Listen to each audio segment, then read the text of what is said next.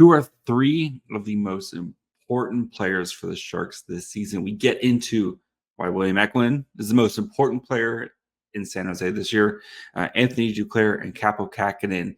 So all that and more on today's episode of Locked On Sharks. You're Locked On Sharks, your daily podcast on the San Jose Sharks. Part of the Locked On Podcast Network, your team every day.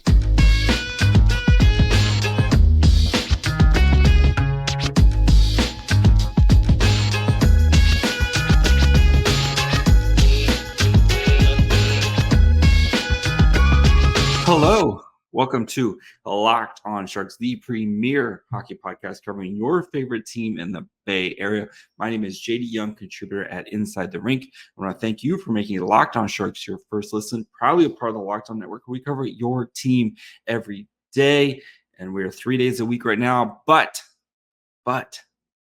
starting September 18th, we are back to 5 days a week. The summer is almost over and training camp kicks off that week. We're gonna rookie tournaments, plenty of stuff to talk about. So mark your calendars, September 18th, back to 5 episodes a week. So if you want to be an everydayer, all you got to do is just follow along wherever you get podcasts, or you can watch on YouTube as well. And today we're going to be looking at which 3 players I think are the most important to San Jose this season. And this isn't to say that for team success. This is their seasons are the most important to watch for San Jose for the long-term future, right? You and I both know this is going to be a long season for San Jose. They're going to probably want to be one of the worst, if not the worst team in the NHL this year. But doesn't mean that there isn't important things to watch in this year. And we'll start with number 1, William Eklund, and why he is the most important player for the Sharks this year.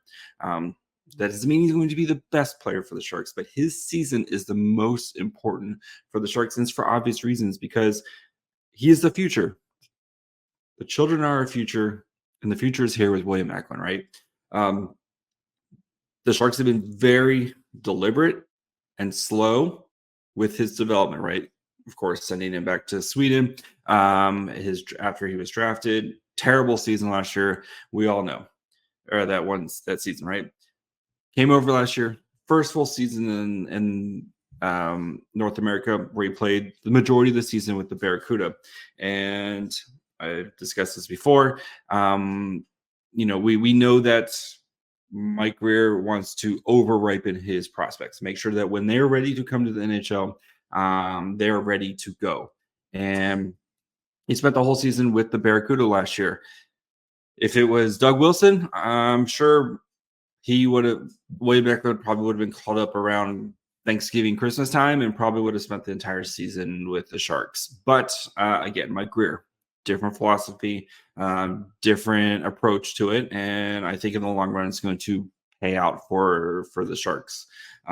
But his season is the most important because we want him to have a good full rookie season where he is supported and developed and not shuffled around, not sent back and forth to the Barracuda, not sent down to the 4th line.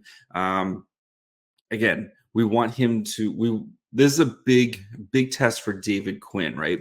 One of the big reasons of him when he was fired from the Rangers was because of the development of some of their young guys, right? Kaapo Kahkonen, Alexei Lafreniere, who, again, a little bit different situation. Those guys were 18 years old getting thrown in the NHL. Eklund's had a couple years to develop now. But what lessons has David Quinn learned from that, and how can he apply them? And granted, small sample size last year in William Eklund's 8 games, but Eklund played a ton of minutes, and he played a ton of top-line minutes with good players, right? The best way to put William Eklund in a position to succeed is to surround him with good players. Give him a strong center, Logan Couture, Tomas Hertl.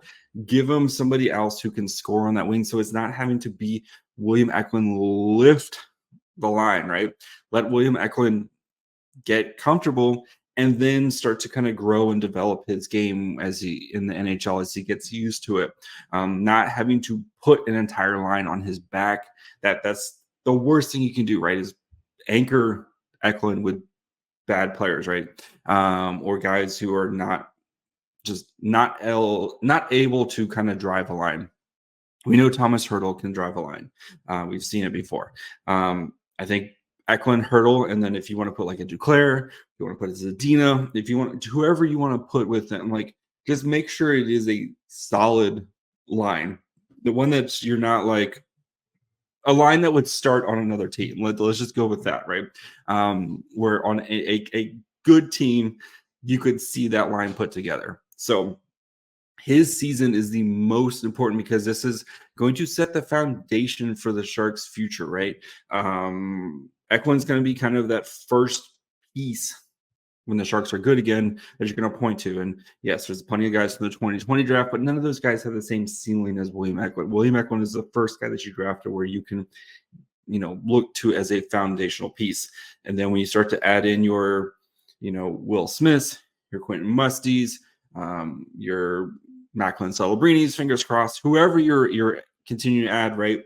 That these guys, again, you're not kind of going into a mess where you can see the development path and you're putting these guys in positions to succeed. And then, so yeah, when those guys are your Will Smiths, your whoever else, right? Your Quentin Musties, whoever else, your Haltonens, when they start to work their way into the lineup, William Eklund is an established NHL player by that time, right? He doesn't have to kind of be coddled that you'd expect for a first-year type of player, right? That's every first-year player, right? Very few of them come out and become just awesome NHL players. You need to put them in a position to succeed. And I think Eklund, that the whole season should be revolved around how do we put William Eklund in a position to succeed and develop, right? One thing to just succeed, but continue to develop, become an NHL player that you can see become a potential all-star, a franchise cornerstone for your team as you develop your new core. Again, putting him with good players and letting him not have to worry about being, sent down, sent back for every little mistake. He's going to make mistakes. Every player makes mistakes, right? It's how does he respond from those mistakes? And I'm not saying that William Eklund, like if William Eklund's bad, and he doesn't need to just stay in the top line just because, he's William Eklund. But, like, don't do the Kevin LeBanc thing where you're playing Kevin LeBanc on the fourth line just because, Kevin LeBanc made a bad mistake and then we don't see Kevin LeBanc for 6 months type of player. And I don't think the Sharks are going to do that, right?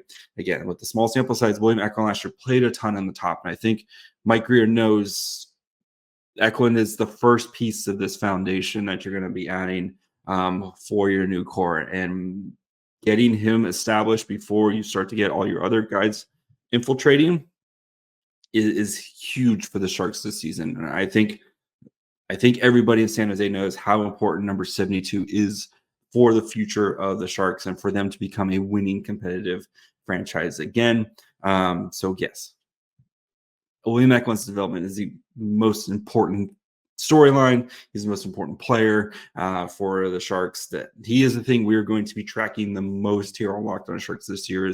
Again, we've been waiting for Eklund. This is the year we're going to see. This is going to be a very, very William Eklund centric podcast for the entire season. So, sorry guys, he's the most important piece on the Sharks right now. So before we get to Anthony Duclair, and if he can continue to return to form, and Kaapo Kahkonen's last stand, do need to take a quick break. Talk to you guys about our good friends over at Athletic Greens.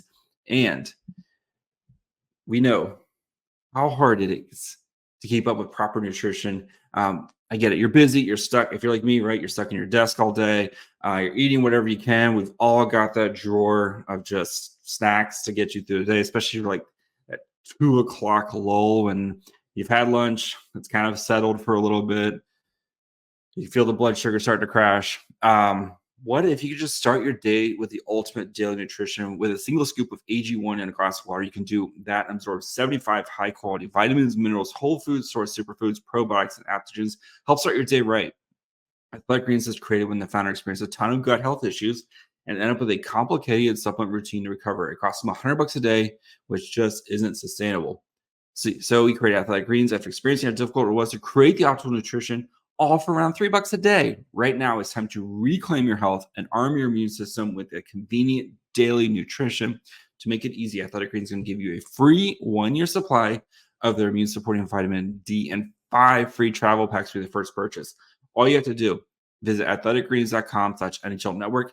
Again, athleticgreens.com/NHL Network to take ownership over your health and pick up the ultimate daily nutritional insurance.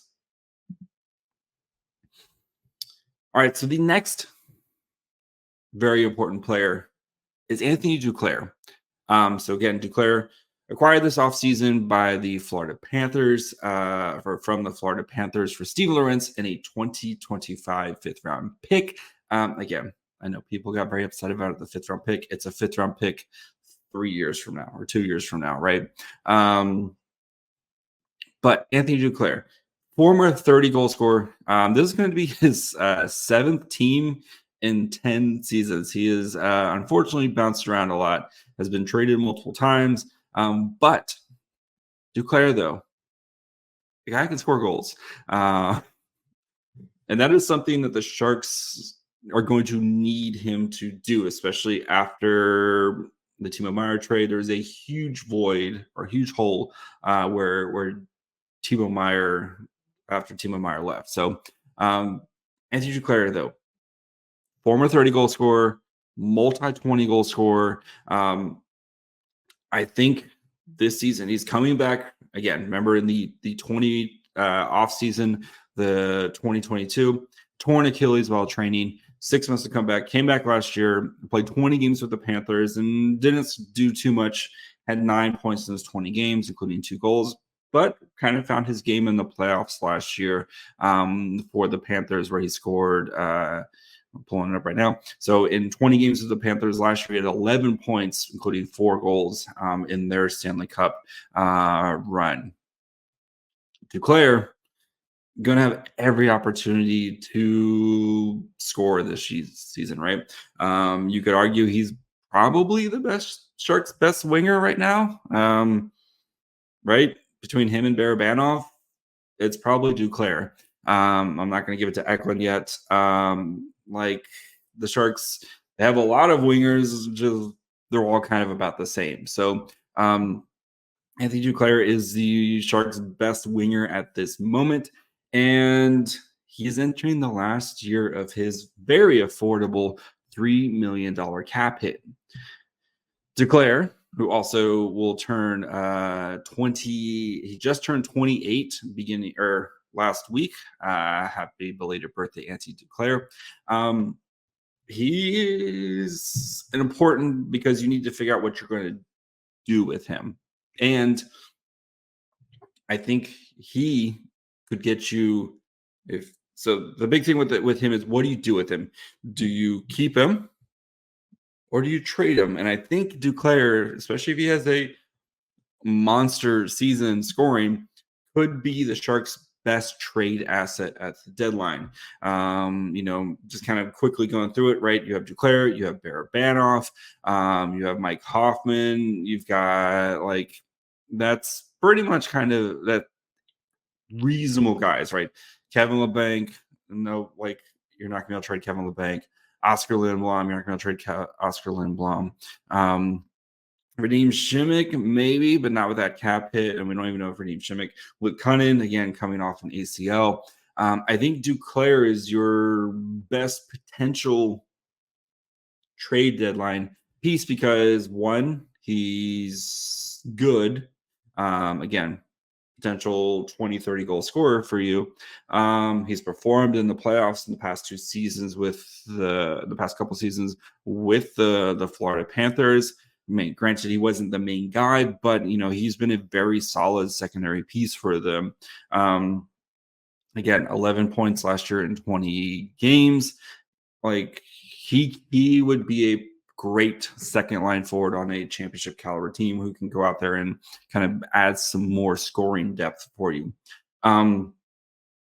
So do the Sharks trade him, especially that $3 million cap hit end of the season? That is very easy for teams to fit in, especially LTIR situation. Like $3 million at the trade deadline is a very, very easy fit for most teams. Or do you add him again, just turning 28? Maybe you sign him to like a 4-year deal where it runs him through his age 32 season.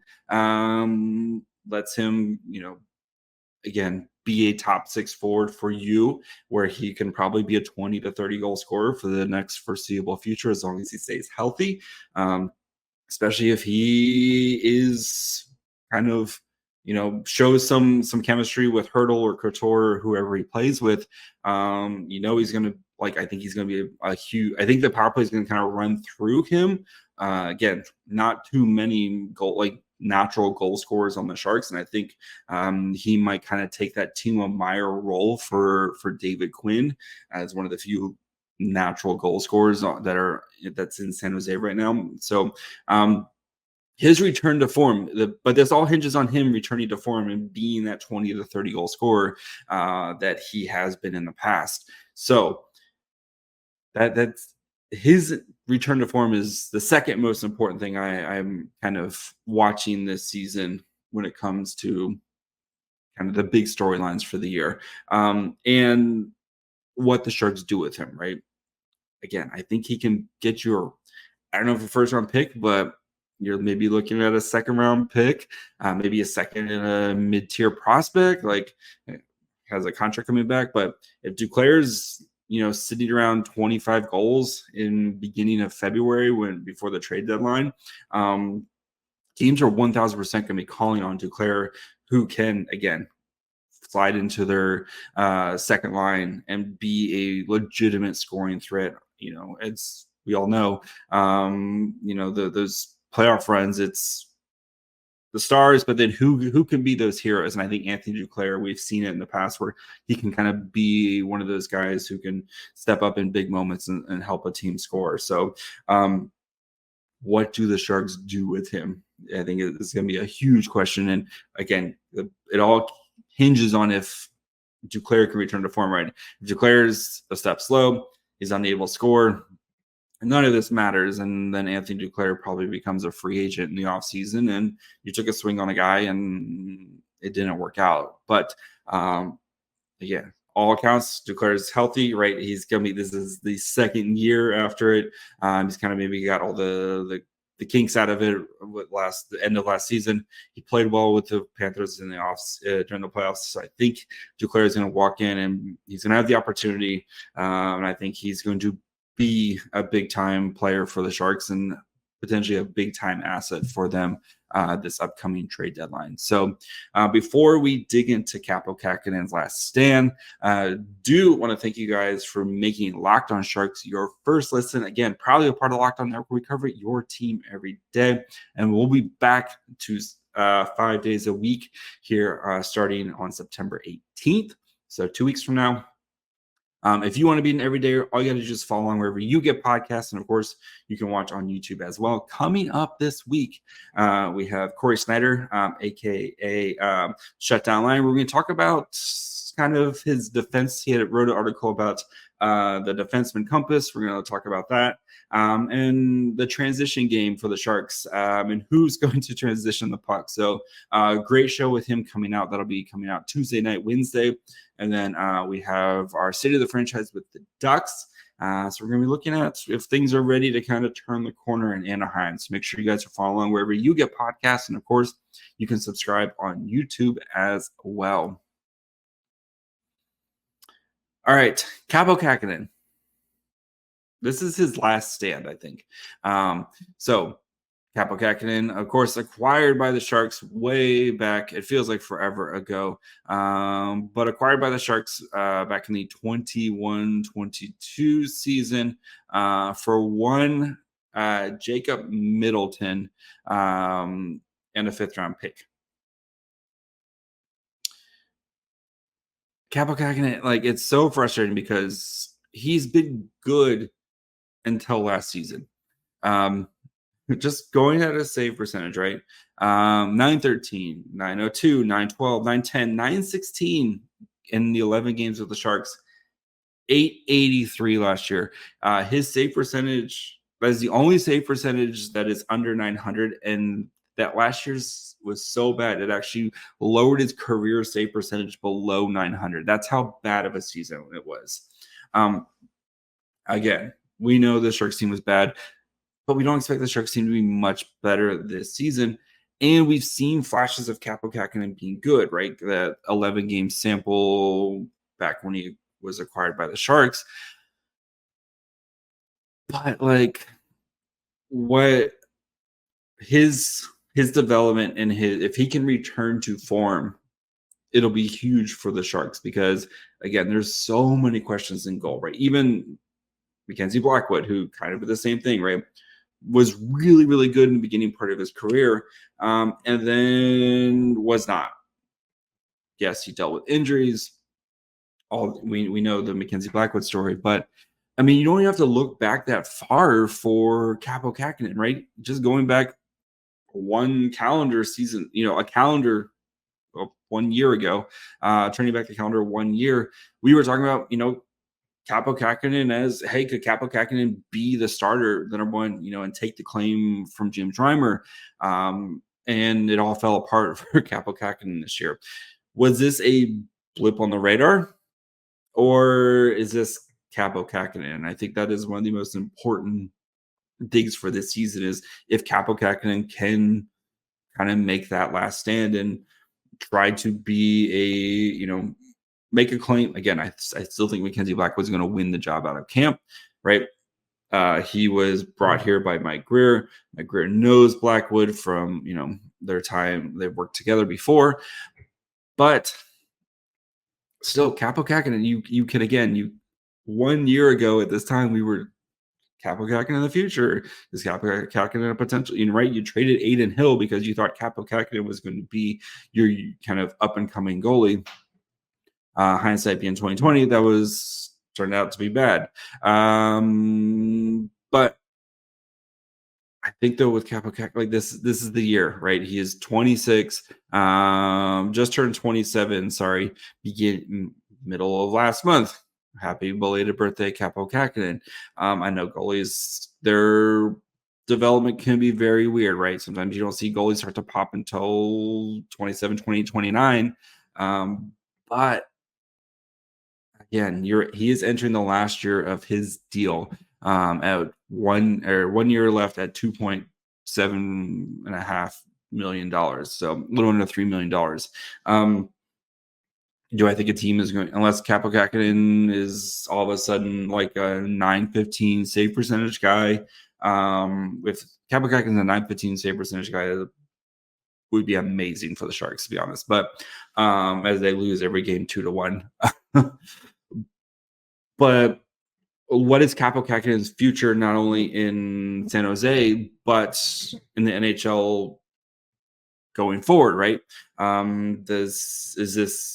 Does he kind of turn his career around and becomes a solid 1B for a team, or is he going to be a team's kind of third goalie, almost like the Martin Jones route, right? Where you're coming and play when a guy gets injured, but you're mostly maybe an AHL guy. And I think he's too good to be that right now, especially at his age. But if he's putting up another 885 save percentage season, and again, I know the defense isn't the greatest in front of him, but you got to make a save at some point, right? And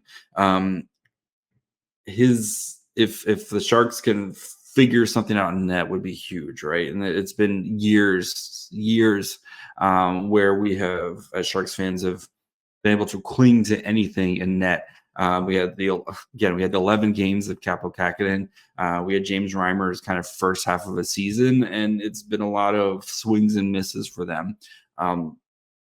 Being able to find something in net would do so much for this team, just because it would allow you, I've talked about this before, right? It would allow you to kind of to be able to properly kind of develop and see what's going on with your players in front of you, right? If you go back to way back when the Sharks were kind of deciding about Martin Jones, I argue they had to get rid of Martin Jones because you can't figure, if you're down 2-0 at the start of every game, you can't play normal hockey, right? You're playing catch-up hockey the whole time, and you're not able to kind of develop and look at your players in a proper lens because they're having to do things that you wouldn't normally do in a normal hockey game just to try to get back into this game. So I think, again, I'm not asking him to be like a top 10 goalie. If he could just be adequate right now, so we can see what happens with William Eklund. You can let Duclair return to form. You can, see what you've try to figure out this defense in front of you. You've got a lot of question marks for this team going into the season, and you just don't want to have the goalie kind of messing up your ability to assess what's going on the team because you're down 2-0 5 minutes in the game every game.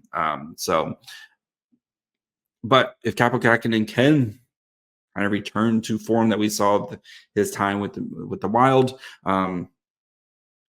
then you can go into this offseason and re-sign him, and hopefully you feel good about your goalie going forward, and not having to, again, go into this offseason looking for another goalie for the 1,000th straight year, and hoping that Eetu Makiniemi can continue to develop, or what if Eetu Makiniemi gets hurt again, right?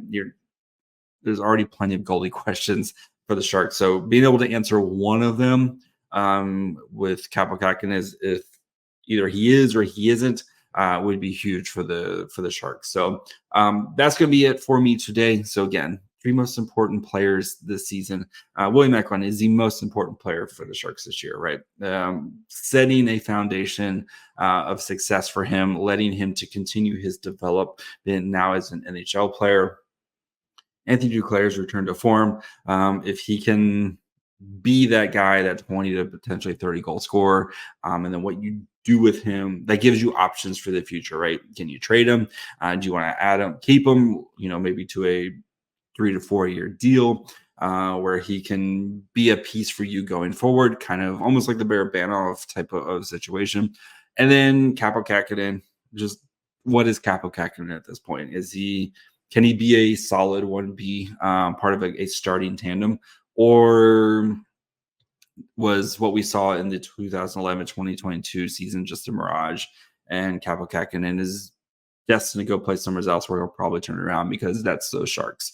So that's going to be it for me today. I'll be back again. Corey Schneider is going to be talking about, we're going to be talking about defensemen, a lot of Erik Karlsson talk. Going to be talking about who's going to do the transition work now that Erik Karlsson is gone. So really fun conversation with him. And then later on, we have State of the Franchise with the Ducks. If they're ready to kind of, as they say, very, very fun line of the line, take the out of rebuild. And if they're ready just to start building up now. So make sure, again, you guys are following wherever you get podcasts. And of course, you can watch on YouTube as well. You can follow the show on Twitter, Facebook, Instagram, and Threads at Locked On Sharks. You can follow me on Twitter and Threads at My Fry Hole. And until next time, bye, friends.